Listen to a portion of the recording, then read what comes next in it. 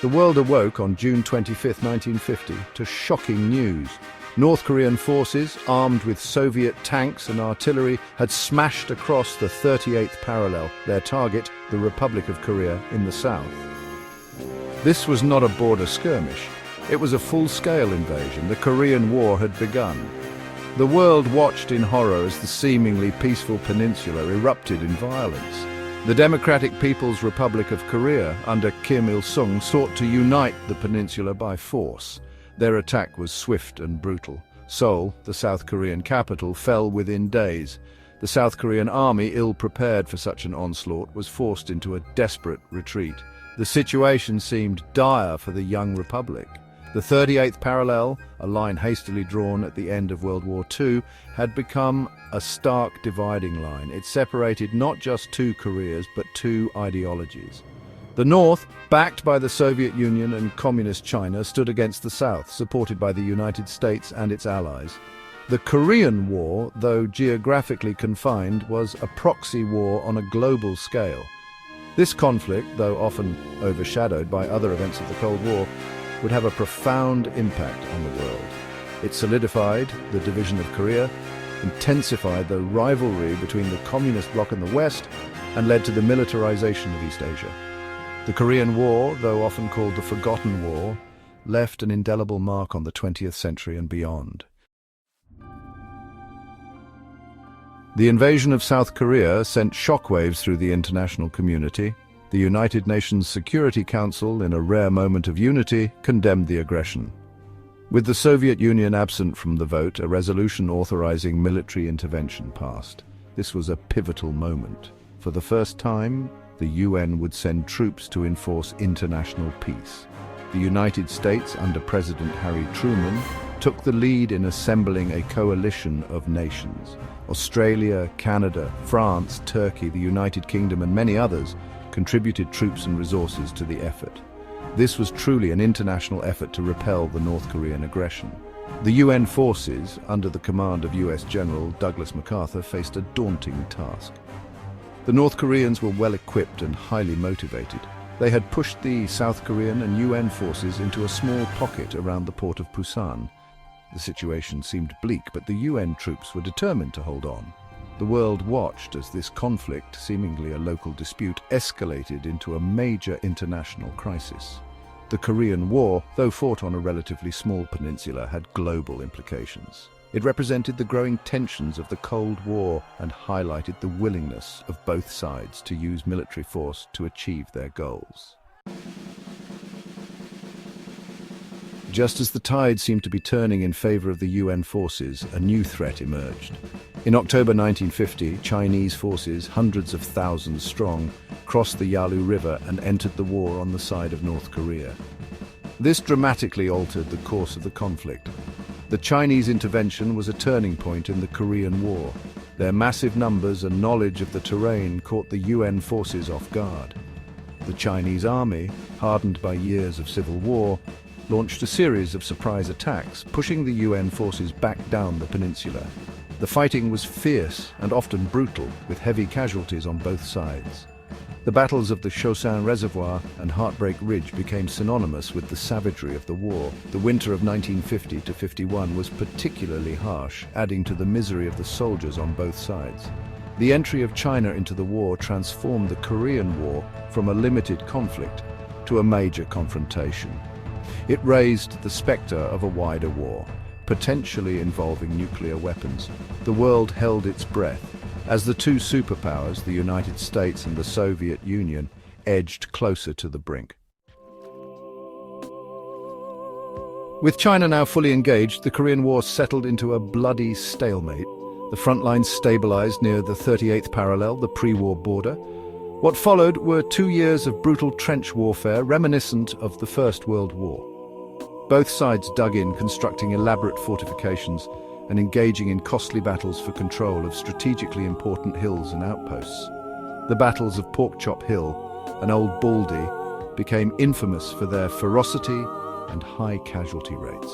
While the front lines remained relatively static, the war in the air was anything but. American jets, including the F-86 Sabre, clashed with Soviet-built MiG-15S in some of the first jet-on-jet dogfights in history. The skies over Korea became a testing ground for new aircraft and tactics. Section 5. The British contribution, a distant war, a vital role. Though geographically distant, the United Kingdom played a significant role in the Korean War. British troops, alongside their Commonwealth counterparts, fought with distinction in numerous engagements. They earned the respect of their allies and enemies alike for their tenacity and professionalism. The British 27th Brigade, part of the 1st Commonwealth Division, arrived in Korea in August 1950. They were quickly thrust into action, fighting alongside American, Australian and other UN forces. They participated in key battles, like the Battle of the Imjin River, where they held off a much larger Chinese force. Beyond combat operations, the Royal Navy played a vital role in blockading North Korea and supporting amphibious landings. The Royal Air Force provided transport and reconnaissance, further demonstrating the global reach of British military power. Section 6. Behind barbed wire, the plight of prisoners of war. The Korean War was brutal not only on the battlefield but also in the POW camps.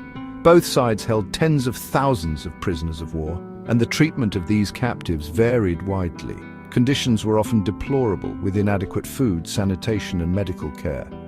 North Korean and Chinese prison camps were particularly harsh. Prisoners faced indoctrination, forced labor and torture. Many died from starvation, disease or exposure to the harsh elements.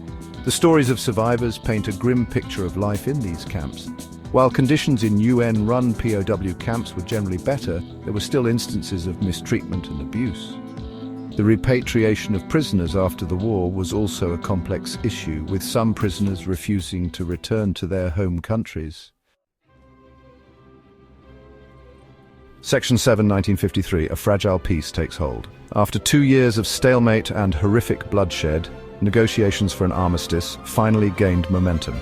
On July 27, 1953, representatives from both sides signed the armistice agreement at Panmunjom, officially ending the fighting.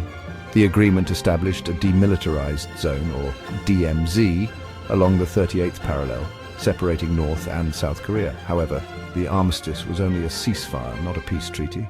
The two Koreas remained technically at war, a state that persists to this day. The Korean War, though officially over, left behind a legacy of division and mistrust. The peninsula remained split in two, with millions of families separated by the DMZ. The war had claimed millions of lives and left behind a landscape scarred by conflict. Section 8. Scars on the Peninsula, Korea's divided legacy. The Korean War had a profound and lasting impact on the Korean peninsula. It solidified the division of Korea into two separate states, each with its own ideology and system of government. The war left behind a legacy of mistrust and hostility that continues to this day. South Korea, with the support of the United States, underwent a remarkable transformation in the decades following the war. It transformed from an impoverished nation to a thriving democracy and economic powerhouse. However, the threat from the North remained a constant source of tension. North Korea, under the rule of the Kim dynasty, became increasingly isolated from the rest of the world. It adopted a policy of self-reliance and poured its resources into developing its military, including its nuclear program. The North Korean people endured decades of hardship and oppression. The DMZ, once a battleground, became a symbol of the Cold War's enduring legacy. It is one of the most heavily fortified borders in the world, a stark reminder of the divisions that linger long after the guns have fallen silent. Section 9. Echoes of a Forgotten War, Global Impact and Lessons Unlearned. Though often overshadowed by other events of the Cold War, the Korean War had a significant impact on global affairs. It intensified the rivalry between the communist bloc and the West, leading to a massive arms race and proxy wars in other parts of the world. The war demonstrated the devastating potential of nuclear weapons, shaping the strategic thinking of both superpowers for decades to come. It also highlighted the importance of international cooperation and the role of the United Nations in maintaining peace and security. The Korean War, though often called the Forgotten War, holds important lessons for today's world. It reminds us of the human cost of conflict, the dangers of ideological extremism, and the importance of diplomacy in resolving international disputes.